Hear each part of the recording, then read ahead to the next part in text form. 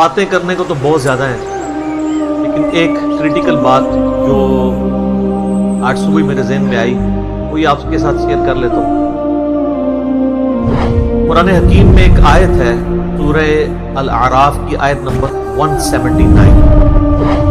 یہ قرآن حکیم میں چند سخت ترین آیات میں سے ہے، اور اس میں اللہ تعالیٰ کی طرف سے ایک بہت بڑا یونیورسل ٹروتھ اور بڑی ہی ایک ڈینجرس خبر انسانیت تک پہنچائی گئی ہے۔ اعوذ باللہ من الشیطان الرجیم، بسم اللہ الرحمن الرحیم۔ وَلَقَدْ ذَرَأْنَا لِجَهَنَّمَ كَثِيرًا مِنَ الْجِنِّ وَالْإِنسِ، اور بے شک جنوں اور انسانوں کی اکثریت ہم نے پیدا ہی دوزخ کے لیے۔ اللہم اجرنا من النار، آمین۔ لیکن یہ اللہ نے کوئی ظلم نہیں کیا، بلکہ اللہ تبارک و تعالیٰ نے اس کی ریزن بھی بتائی ہے۔ یہ اللہ کا ایکسپرٹ اوپینین ہے کہ یہ جو انسانیت اور جنات یہاں پہ آباد ہوئے ہیں، ان میں سے الٹیمیٹلی اکثریت دوزخ میں ہی جائے گی، بڑے کم لوگ ہوں گے جو جنت میں جانے میں کامیاب ہوں۔ تو سورۃ العصر میں بھی آیا والعصر ان الانسان لفی خسر، زمانہ گواہ ہے اس بات پہ کہ ساری انسانیت گھاٹے میں ہے، سوائے ان لوگوں کے جو ایمان لے آئے، نیک اعمال کیے اور نیکی کی تلقین کرتے رہے اور صبر کی تلقین کرتے رہے۔ اس کے علاوہ پوری کی پوری انسانیت گھاٹے میں۔ اور دیکھ لیں زمانہ گواہ ہے کہ حضرت نوح علیہ السلام کے مخالفین تباہ و برباد کر دیے گئے، صرف 78 لوگ جو ہیں وہ کامیاب ہوئے۔ حضرت لوط علیہ السلام کی 2 بیٹیاں ان کے ساتھ بچائی گئیں، ان کی اپنی بیوی بھی اور پوری قوم تباہ کر دی گئی۔ پوری انسانیت گھاٹے میں چلتی ہے، سوائے ان لوگوں کے کہ جو ایمان لے آئیں گے، نیک اعمال اختیار کریں گے اور حق بات کی تلقین کریں گے اور صبر کی۔ یہاں پہ سورہ الاعراف کی آیت نمبر 179 میں ہے کہ بے شک جنوں اور انسانوں کی اکثریت پیدا ہی دوزخ کے لیے ہوئی۔ لَهُمْ قُلُوبٌ لَا يَفْقَهُونَ بِهَا، ان کو ہم نے دل دیے تھے، عقل دی تھی، لیکن وہ اس سے سوچتے ہی نہیں۔ وَلَهُمْ أَعْيُنٌ لَا يُبْصِرُونَ بِهَا، ان کو ہم نے آنکھیں دی تھی لیکن آنکھوں سے دیکھنے کا سا دیکھنا نہیں دیکھتے، عبرت نہیں پکڑتے۔ وَلَهُمْ آذَانٌ لَا يَسْمَعُونَ بِهَا، اور ان کو ہم نے کان دیے تھے لیکن سننے والا سننا سنتے ہی نہیں۔ أُولَئِكَ كَالْأَنْعَامِ بَلْ هُمْ أَضَلُّ، ایسے لوگ جو پایوں کی مانند ہیں بلکہ ان سے بھی بدتر ہیں، جو اپنی عقل، آنکھیں اور کان استعمال کر کے حق بات تک پہنچنے کی کوشش نہیں کرتے۔ اولئک هم الغافلون، ایسے ہی لوگ ہیں جو اصل میں غافل ہیں۔ تو اللہ تعالیٰ نے یہ یعنی اس میں ایک غیبی خبر دے دی ہے کہ الٹیمیٹلی یہ ہونے والا ہے۔ مطلب کیا کہ آپ جس نے تیاری کرنی ہے وہ خود تیاری کر لے۔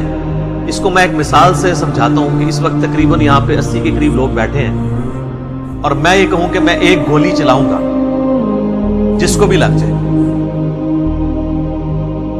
تو ہم میں سے کیا ہر شخص یہ سوچے گا کہ یار ایک ہی گولی ہے، 80 بندے ہیں، کسی اور کو ہی لگے گی، ضروری ہے مجھے ہی لگنی ہے؟ ایسا تو کوئی نہیں سوچے گا، سب دڑکی لگا دیں گے۔ لیکن آخرت کا معاملہ کیا ہے؟ بخاری اور مسلم دونوں کی حدیث ہے، متفق علیہ، کہ آدم علیہ السلام کو حکم ہوگا کہ جنتیوں اور دوزخیوں کو الگ کرو۔ حضرت آدم علیہ السلام پوچھیں گے کہ اے اللہ کتنے جنتی اور کتنے دوزخی؟ تو اللہ تعالیٰ فرمائے گا ہر 1000 میں 999 دوزخی اور صرف 1 جنتی۔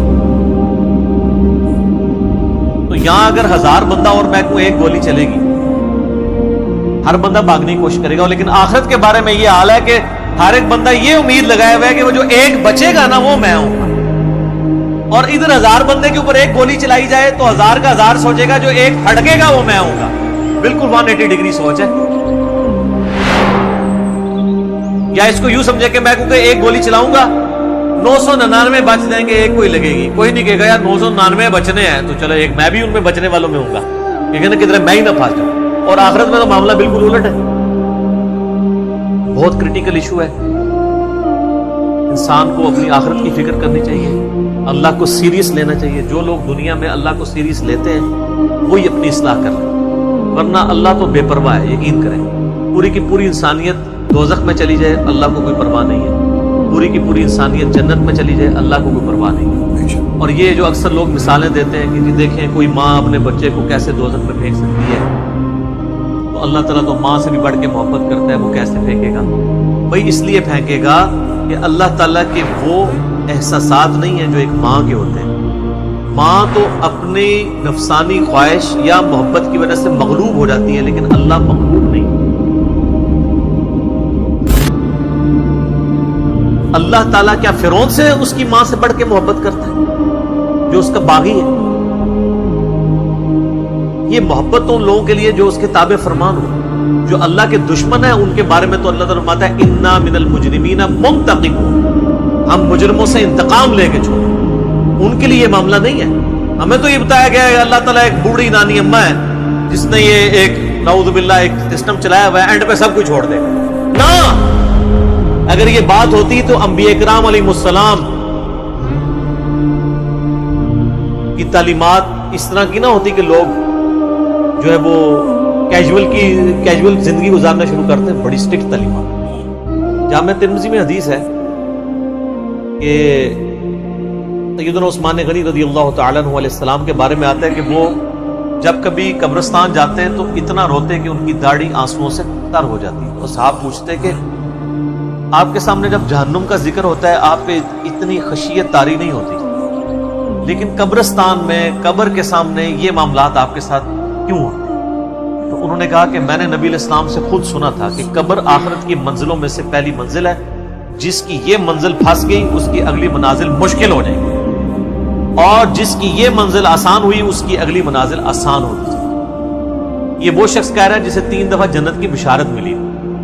ہمارے پاس کوئی جنت کا ٹکٹ نہیں ہے، اور ہماری بے پرواہی اپنے عروج کے اوپر۔ اسی کو پنجابی میں کہا جاتا ہے نا، عقل نہ ہوئے تے موجیں ہی موجاں، عقل ہوئے تے سوچیں ہی سوچاں۔ جسے عقل نہیں ہوگی وہ موجیں مارے گا کیونکہ اسے پتہ نہیں ہے نا، لیکن جسے عقل ہوگی وہ سوچے گا کہ یار یہ معاملہ تو بڑا خطرناک ہو جائے۔ یہ بخاری میں حدیث ہے، نبی علیہ السلام نے فرمایا آپ ایک جگہ سے گزرے، کچھ اصحاب آپس میں یعنی ہنسی مذاق کرتے ہوئے ہنس رہے تھے، تو آپ کھڑے ہو گئے، آپ نے فرمایا جو کچھ میں جانتا ہوں نا اگر تم جان لیتے تو بہت کم ہنستے، زیادہ رویا کرتے، بہت سیریس کیس بنتے۔ تو یہ مسلم میں حدیث ہے، آپ علیہ السلام فرمایا کہ میں اللہ سے دعا کروں کہ تمہیں عذاب قبر سنوا دے، دکھانے والی تو کہانی ختم، سر سنوا دے، لیکن مجھے ڈر ہوا کہ اگر تم نے عذاب قبر سن لیا تم اپنے مردوں کو دفنا نہیں چھوڑ دو، ایسی خشیت تم پہ تاری ہو۔ لیکن یہ اللہ تعالیٰ نے سب کچھ پردے میں رکھا ہوا ہے سر۔ صحیح بخاری میں حدیث ہے کہ میت جو ہے وہ چارپائی پہ کلام کرتی ہے، نیک میت کہتی ہے مجھے جلدی جلدی میری جگہ کی طرف لے چلو، اور جو بری میت ہے وہ چیخو پکار کرتی ہے کہ مجھے کہاں لے کر جا رہے ہو۔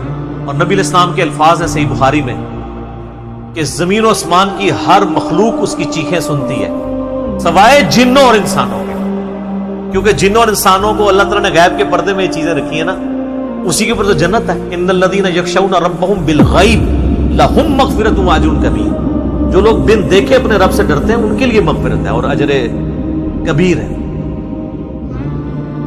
دیکھ کے تو سب نے مان لینا ہے، پھر سر اس سے بھی آگے اگر آپ چلے جائیں، صحیح بخاری میں یہ حدیث موجود ہے کہ جب میت کو سوالات کے جوابات نہیں آتے نا تو فرشتے اس سے پوچھتے ہیں کہ تجھے سوالات کے جوابات جو نہیں آئے یہ کیا معاملہ تیرے ساتھ ہوا؟ تو وہ کہتا ہے میں تو وہی کہتا تھا جو لوگ کہتے تھے، سن سنا کے سننی ٹنی، پڑھ پڑھا کے سننی نہیں۔ فرشتے کہتے ہیں تو نے خود پڑھ کے سمجھنے کی کوشش کیوں نہیں؟